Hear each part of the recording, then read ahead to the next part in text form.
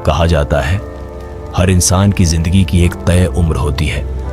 उस उम्र तक जीना उसका भाग्य होता है और उससे पहले मर जाना एक श्राप। अगर कोई इंसान अपनी तय उम्र पूरी होने से पहले ही मर जाए, चाहे वो अपनी ही इच्छा से मौत को गले लगा ले या फिर अचानक किसी दुर्घटना में अकाल मृत्यु का शिकार हो जाए, तो उसकी आत्मा को मोक्ष नहीं मिलता।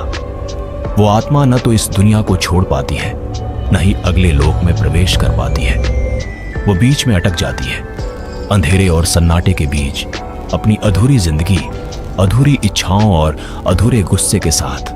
लोकेश शहर में पढ़ाई करता था और अपने दादाजी की बरसी के कारण अपने गांव आया हुआ था।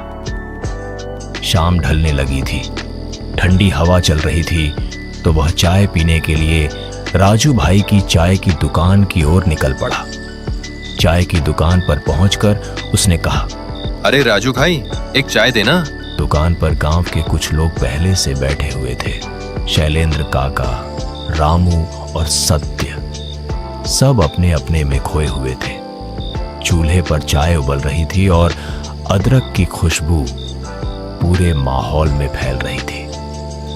राजू ने लोकेश को देखते हुए मुस्कुराकर कहा, अरे लोकेश बाबू, बहुत दिनों बाद दिखाई दिए। शहर की पढ़ाई कैसी चल रही है? सब ठीक है राजू भाई, बस पढ़ाई का दबाव रहता है। पढ़ाई वढ़ाई तो ठीक है बेटा, पर गांव की रातें अब पहले जैसी नहीं रही। लोकेश ने चौंककर उनकी ओर देखा और पूछा, ऐसा क्यों काका, क्या हुआ है? यह सुनते ही रामू और सत्य एक दूसरे की ओर देखने लगे। कुछ पल के लिए चाय की दुकान पर सन्नाटा छा गया।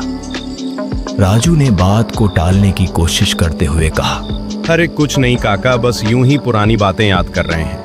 पुरानी नहीं है ये बातें, कल रात की ही बात है। कल रात वह फिर जाग गई है। हर अमावस्या की रात वह जाग जाती है और किसी न किसी की जिंदगी तबाह कर देती है। यह सुनते ही लोकेश हंस पड़ा और बोला, अरे काका, ये गांव की बातें अब तक चली आ रही हैं। कौन जागेगा, कौन आएगा, सब मन का वहम है। अरे बेटा, तुम पिछले 5 साल से शहर में हो। इस गांव में क्या क्या हुआ है तुम्हें कुछ भी पता नहीं है। मेरी बात मानना, अगर रात में कोई तुम्हें पुकारे तो भूल कर भी दरवाजा मत खोलना, वरना तुम्हारी जिंदगी हमेशा के लिए बदल जाएगी। लोकेश चाय की टपरी से निकलकर सीधे अपने घर आ गया। रास्ते भर उसके मन में काका की बातें घूमती रही, लेकिन उसने खुद को समझा लिया कि यह सब गांव की पुरानी धारणाएं हैं। रात गहरी हो चुकी थी। खाना खाने के बाद जब लोकेश सोने के लिए अपने कमरे की ओर